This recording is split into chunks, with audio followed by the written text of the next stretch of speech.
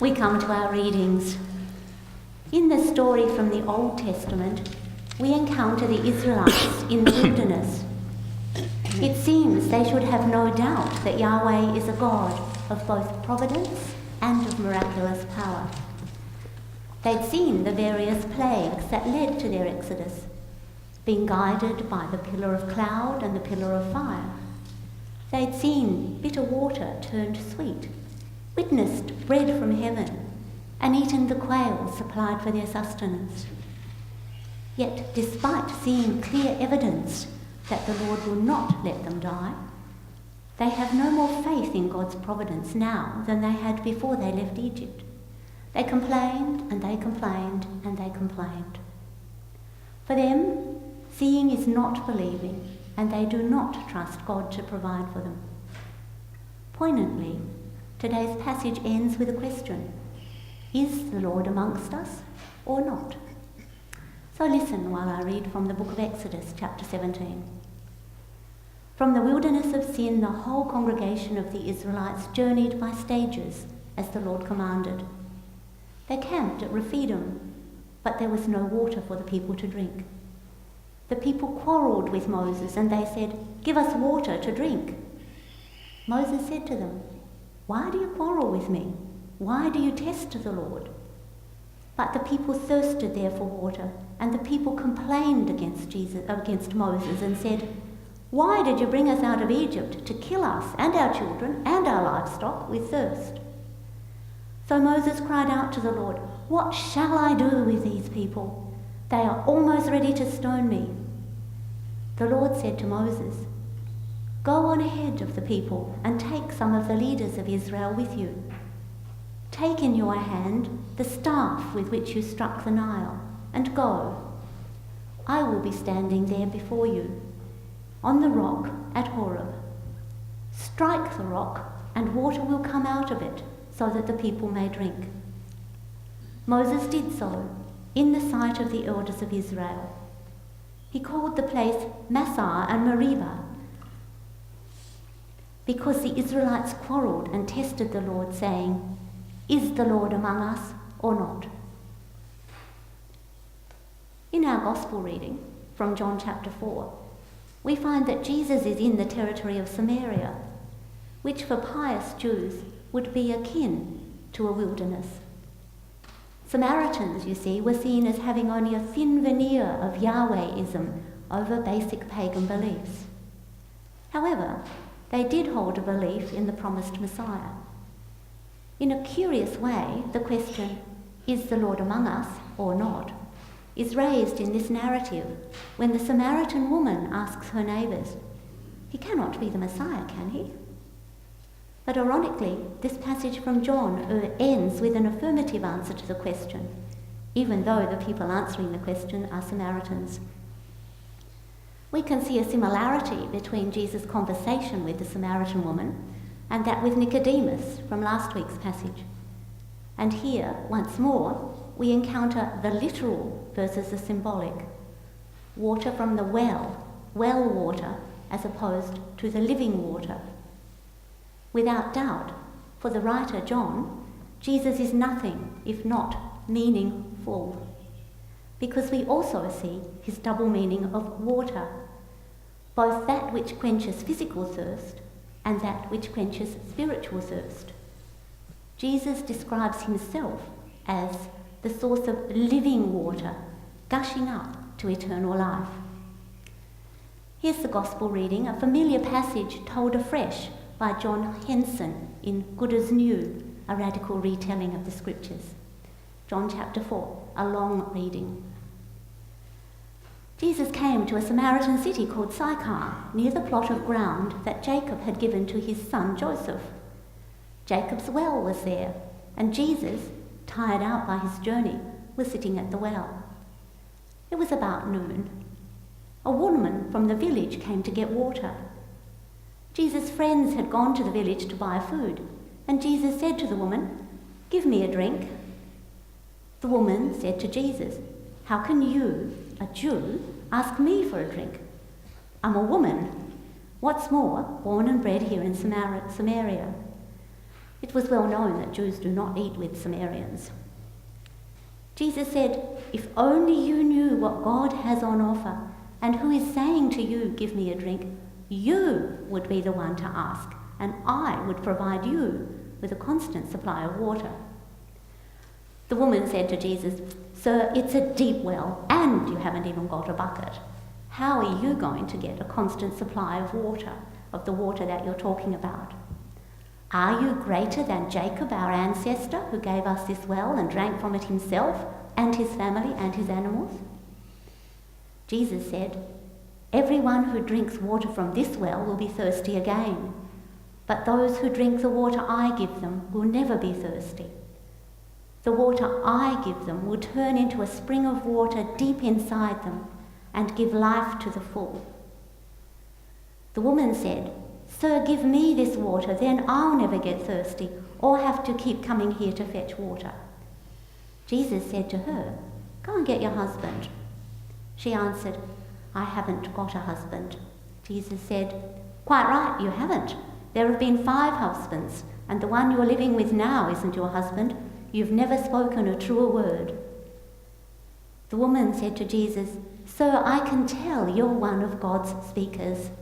Our ancestors worshipped on this mountain, but you Jews say that Jerusalem is the right place to worship." Jesus said, "Friend, believe me, the time is coming when you won't worship the loving God on this mountain or in Jerusalem. You Samaritans don't really know what you're worshipping. We Jews have a better idea, since we are the ones who are to bring healing to the world. But the time's coming, in fact has come, when people seeking to worship the loving God will worship with sincerity of heart and mind. That's the worshippers God wants. God's Spirit is like the wind, open and free. God's worshippers must be the same." The woman said to Jesus, "I know that God's chosen one is coming, and on that day all our questions will be answered." Jesus said, "I'm answering your questions now." Just then, Jesus' friends came back and were surprised to find him chatting with a woman. But they did not like to ask, "What's the problem?" or "Why are you talking to her?" Then the woman left her water jar and went back to the village. She said to the people there, Come and meet someone who told me my life story. Do you think it could be the chosen one?" They came out from the village and made their way to Jesus. Meanwhile, Jesus' friends tried to get him to eat something. But Jesus said, "I have food to eat you don't know anything about." So they said to one another, "Could someone else have brought him some food, perhaps?" But Jesus said to them, "My food is to please the one who sent me and to finish the job I've been given. You have a saying, it takes 4 months for harvest to come. But I say, look around you, the fields are ready to harvest. Some workers are already getting their wages and bringing in a healthy crop. Those who have sowed the seed and those who have harvested the corn are going to have a great barn dance together. The saying is true, one sows and another reaps. I have sent you to reap where you haven't had to do anything. Others have done the hard work and you're getting the result." Many Samaritans from that village trusted Jesus because of what Jesus said. "He told me my life story." When the Samaritan people met Jesus, they asked him to stay with them. So Jesus stayed there for 2 days. Many more trusted Jesus when they heard what he had to say. They told the woman, "Now we don't have to rely on what you told us. We've heard for ourselves, and we know this is the one the world's been waiting for." In this reading, we hear echoes of living streams giving life. May it be so. I have seen the message and watched the message from Reverend Ranang Garawara. And in that message, he talks, it's an Aboriginal minister, he talks about listening and how many times the Aboriginal people have listened to us, and he pleads for us to listen to them, as it were, and he pleads for respect of one another. And it so happens that many, many times I have marvelled at the lectionary readings that seem to fit with particular occasions. We decided to go with the lectionary readings for today, which you heard was the march through the desert and the complaints against Moses and against God, that the people encountered their thirst and wanted someone to do something about it, namely God, through Moses. And then the long conversation that the woman from Samaria had with Jesus at the well. When we were going on journeys, often the children would be saying, "When are we going to get there?"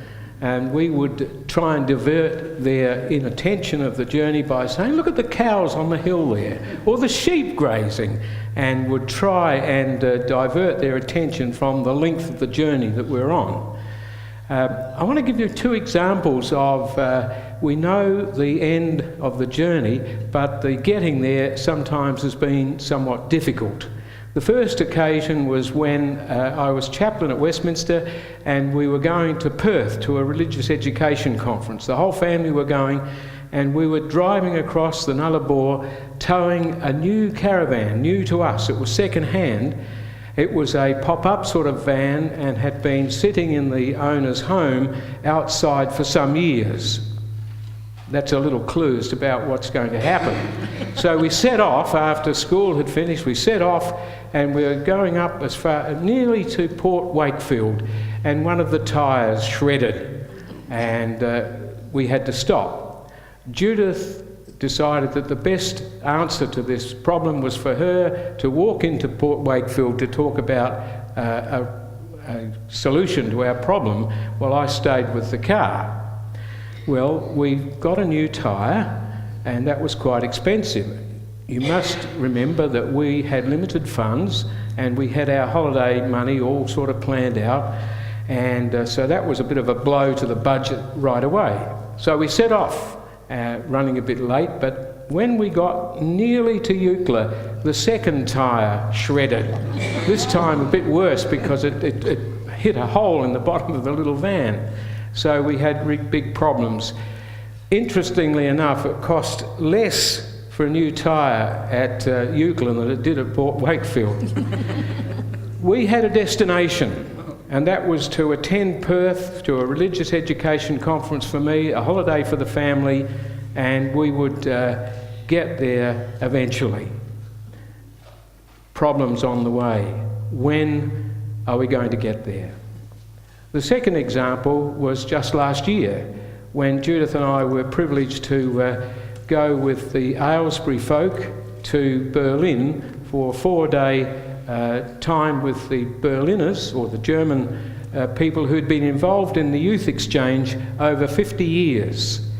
And there was a big celebration for those past leaders. We had led, or co-led, one group in the second year we were in Aylesbury.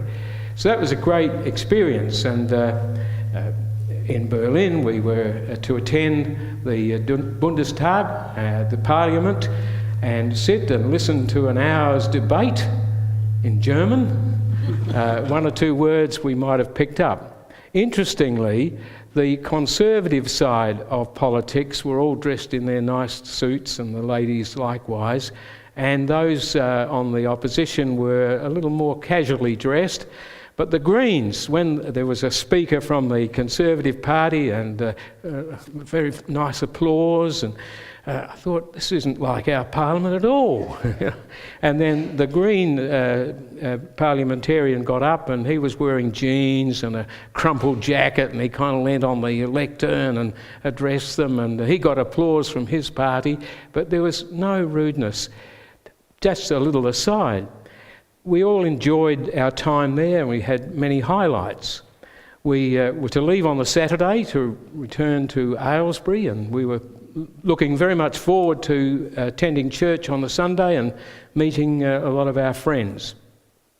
At the airport, the sign said, our flight was cancelled. Now that can't be right. That can't be right. You know, that just doesn't happen. But unfortunately, the plane that was to take us from Berlin to Heathrow was to come from Manchester, and it actually could not get out of Manchester because of the snow. So a delay there, and we were delayed. What are we to do? Well, in the process, there had been a shortish woman who was from the government, who was with us all the time. She was sort of just there. We didn't know quite what her role was, but there she was all the time. And when we were stuck at the airport, there was a huge queue of people wanting to rebook their flights. And there's no way that we were going to get served very quickly. Somehow or other, this lady wormed her way to the front of the queue and said she was from the government, and that we had these visitors from England and they really needed to get back, and what are you going to do about it? And eventually we had a flight booked for 7:30 the next morning. So that was a bit of a blow to our plan to get back to see our friends in Aylesbury. We were put up at a hotel. We paid for that, but we were reimbursed by British Airways, which was very nice. But that evening was really a very lovely evening with our English friends, our Aylesbury friends. And you couldn't have arranged it. It was sort of very much a serendipity moment. So the journey and the end of where you're heading is so important. And things can happen along the way to say, why aren't we there yet? And I was reminded of that when I saw the Reverend Ranang Garawara speak. The desire to have a destiny together. When are we going to get there? Well, the people of God, in the Winding Quest, which I told you about last week, in Winding Quest, Alan Dale talks about this as stories of the desert journey. And it's in this desert area that they are complaining about why God isn't looking after them. And it strikes me that this is very human. Someone has to be answerable to us if things go wrong, if things aren't working. The government should fix it up, or somebody in charge of that department should fix it up. And we've all had our own complaints about ringing various departments of various governments or agencies and being told, it's not me, you've got to talk to somebody else, and you're put on hold, and so the problem seems to go on like that. Here the people are trusting in God. They're on a journey. It's tough. When are we going to get there? Things are going wrong. And again, I think of the plea from the people who were the First Nation, the First Peoples. When are we going to get there? When are we going to be reconciled? When are we going to matter? And when I was thinking about that, I remembered when I was minister at Port Augusta, and we had, as one of our responsibilities as ministers of the area, to visit the local jail and take a small service there on a Sunday afternoon. In the first year, we were all rostered. We went maybe once a month or something like that, and we conducted a little service in a small room. And the prisoners who were wanting to come to it came and sat there, and I remember we used the old Methodist hymn book, I think, and we were advised not to use certain hymns like the Charles Wesley hymn, my chains fell off, my heart was free, something like that. But it soon became obvious that they were not there because they particularly wanted to be there. It was a reason for getting out of something else. And a new jail was built, and part of the new regime was to invite people into what was a kind of big dining area, and they had a big television screen set up, Probably wasn't that big, not in by today's standards, but it was fairly big. And they would have broadcast on the Sunday afternoon the wrestling. And they could either watch that or talk to the visiting minister. If there was a wrestling match between somebody that was, these are the old American ones, and maybe somebody was dressed up as a cop and somebody else, a villain or something or other, guess who they'd be cheering? Not the cops. Anyway, that was very, very difficult, but I would talk to as many as I could. Now, unfortunately, many of the inmates were from the Aboriginal peoples in the area, probably for something fairly minor, like they were pulled up by the police for not having enough money on them or something like that, or maybe drunk and disorderly. But there was a fairly high proportion of prisoners who were Aboriginal. I remember a day or two later, or maybe a week or two later, I was heading over to the post office where we had, the church had a post box, and I was fairly short of time, so I wanted to get there, get the mail and come back and go on with whatever it was I was doing. And there was an Aboriginal man I could see out of the corner of my eye, and to this day I believe I was heading to that post box in a hurry, and I did not want to be delayed. But he saw me, and he saw me hurrying past. And he caught up with me and he poked me in the chest. He said, "You're a big man when you visit us in Greenbush, but you don't want to know us out here." That stayed with me. I still believe I wasn't trying to ignore him, but it said something about how he felt. Here are the people complaining. The question should be asked, why didn't they do something about it? Why didn't they come together as a group and say, let's sort this out, we're in the desert, what are we going to do? But they wanted to blame somebody else. The next story is such a wonderful story of the hospitality of Jesus to someone of a different culture, a different background, a different upbringing. But I want to point out where it took place, in Samaria.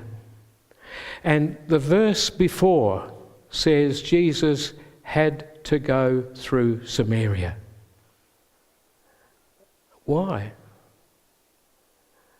He could have chosen a number of routes. He didn't have a GPS. He chose to go through Samaria because that's out of the way. For the Jews, that was like the desert. That was where the marginalised people lived. It wasn't part of their centre. So I think that's a clue as to why Jesus had to go through Samaria. And in that conversation, he treats this woman with great respect. Now, this is the same Jesus who, when he was teaching and the crowds were gathering and the children wanted to come through, the disciples said, no, keep them back. Don't bother Jesus. Whatever their motive was, Jesus understood and said, let the children come to me, for to such the kingdom of God belongs. In those days, the children were a kind of a shorthand way of saying those who are on the margins, those who don't matter. So what Jesus on that occasion is saying is those on the margins, those who are put aside do matter. Let them come. And here's another one who doesn't matter. You heard in Christine's wonderful reading that they don't eat from the same vessels, they don't drink from the same vessels, they had nothing to do with one another. They were outcast, partly because of their religious upbringing.